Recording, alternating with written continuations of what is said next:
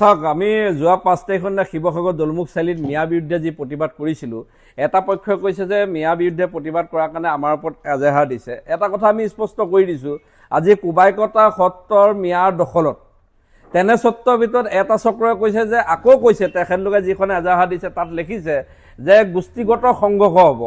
মিয়াৰ শিৱসাগৰত এনেকুৱা গাঁও নাইকিয়া য'ত নেকি গোষ্ঠীগত সংঘৰ্ষ হ'ব, তেখেতলোকে সেইটো পোষকতা কৰিছে। মানে ক'ৰবাৰ পৰা মিয়া আনি হ'লেও তেখেতে গোষ্ঠীগত সংঘৰ্ষ কৰা তেখেতলোকে উমান দিছে।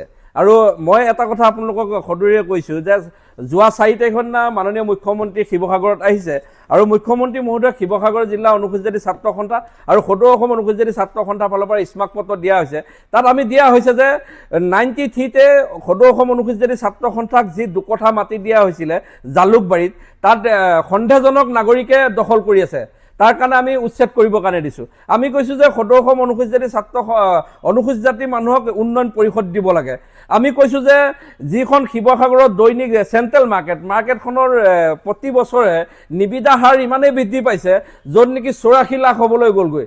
সেইকাৰণে আমি কিছু ক্ষেত্ৰত আমি কৈছোঁ যে আমাৰ যিসমূহ সমস্যা আছে সেই সমস্যাসমূহ আমি সজুৰিৰে সদায় উপস্থাপন কৰিছোঁ। তাৰ সমান্তৰালভাৱে জাতিটো উত্তৰণৰ কাৰণে আপোনালোকে যদি চাই এটা সময়ত আছিলে ভাটি বনগাঁৱৰ 4 বছৰ আগতে মাটি পুনৰ সংস্থাপন দিয়া কথা আছিলে, কিন্তু তেখেতলোকৰ সংস্থাপনে এলটমেণ্ট হৈ গৈছে, সকলোখিনি হৈ গৈছে। খালি জলাশয় মাটিত সংস্থাপন দিব নোৱাৰে, বাৰী মাটি হ'ব লাগে, বাৰী মাটি হ'বৰ কাৰণে এখন কাগজতে অকল আবদ্ধ হৈ আছে। সেই কিবাটো হ'লে তেখেতলোকৰ সেই মাটিখিনি প্ৰদান কৰিব পাৰিব। তাৰ সমান্তৰালভাৱে আমি চাইছে অট'নমাছ কাউন্সিলৰ বা সদৌ অসম অনুসূচিত জাতি ছাত্ৰ সন্থাই হাইকোৰ্ট কৰি 181খন বিল অট'নমাছ কাউন্সিলৰ পৰা আমি বাতিল কৰাইছোঁ। আমি ডিলিমিটেশ্যনৰ সময়ত দিচামুখ পঞ্চায়তৰ যি 5 নং ৱাৰ্ডটো অট'নমাছ কাউন্সিলৰ অন্তৰ্ভুক্ত কৰিছিলে, কিন্তু সেইটো আজিও হাইকোৰ্ট চলি আছে। কিন্তু তেনে পৰ্যায়ৰ ভিতৰত আমাক কৈছে যে সদৌ অসম অনুসূচিত জাতি ছাত্ৰ সন্থা শিৱসাগৰ জিলাৰ ছাত্ৰ সন্থাই 100 এবিৰি সমস্যা থকাৰ পিছত আমি কোনো ধৰণৰ কাম কৰা নাই বুলি কৈছে।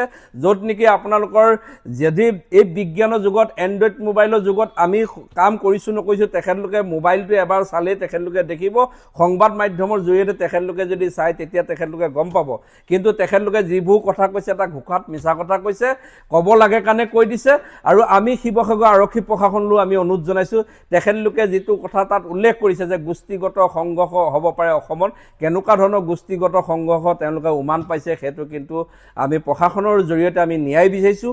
আৰু আমি শিৱসাগৰ জিলা অনুসূচিত জাতি ছাত্ৰ সন্থাই এখন FIR দিছোঁ আৰু লগতে সদৌ অসম অনুসূচিত জাতি ছাত্ৰ সন্থাৰ সাধাৰণ সম্পাদক হিচাপে ময়ো এখন FIR দিছোঁ আজি তেখেতলোকৰ ওপৰত, যাতে তেখেতলোকে যিবোৰ মন্তব্য সামাজিকভাৱে কৰিছে সেইবোৰ মন্তব্যৰ কেতিয়াও গ্ৰহণযোগ্য নহয়। আৰু আমি অনুষ্ঠানহে কৰিছোঁ, এইটো কোনো ব্যক্তিগত দন কাজিয়া কৰা নাই, এইটো আমি অনুষ্ঠান কৰিছোঁ আৰু অনুষ্ঠানটো উত্তৰণৰ জাতিটো উত্তৰণৰ কাৰণেহে আমি কাম কৰিছোঁ। ধন্যবাদ।